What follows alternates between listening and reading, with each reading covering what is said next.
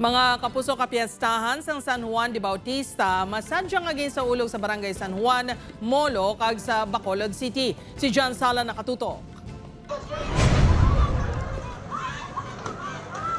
Wala mapunggan sa mamunog nga ulan ang pagsinadya sa mga residente sa barangay San Juan, Molo, kadungan sa kapiestahan sang San Juan. Literal kuno nga blessing in the skies. Bangod ang ulan, ginakabig nila nga bugay halin mismo kay San Juan. Pangabay lang nila sa mga mabasa, wala sang pikunanay. Hindi lang sila mga kay pesta niya mo. Ay gigay na celebrate gidi kada San Juan.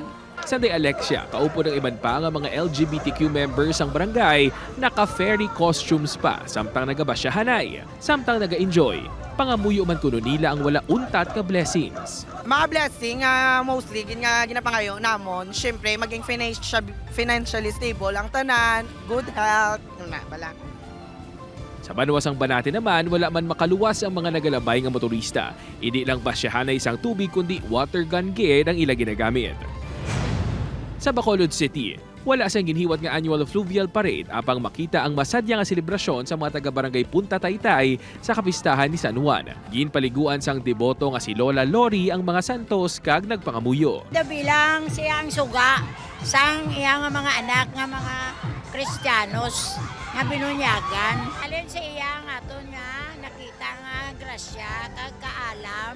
Samtang nagaulan, masadya man nga nagbasyahanay isang tubig ang mga residente. Sa amon pista, sa barangay Punta Taytay, kung magbasya sila, may disiplina lang, kaya ang iba niya nagkaladto, insindiyon taman nga may mga obras. Sa piyaksang selebrasyon, panawagan sang simbahan nga hindi pagkalimtan ng matudtuod nga kahulugan sa kapistahan, ang pagpabaskog sang pagtuo kag pagbulig sa isig katawo.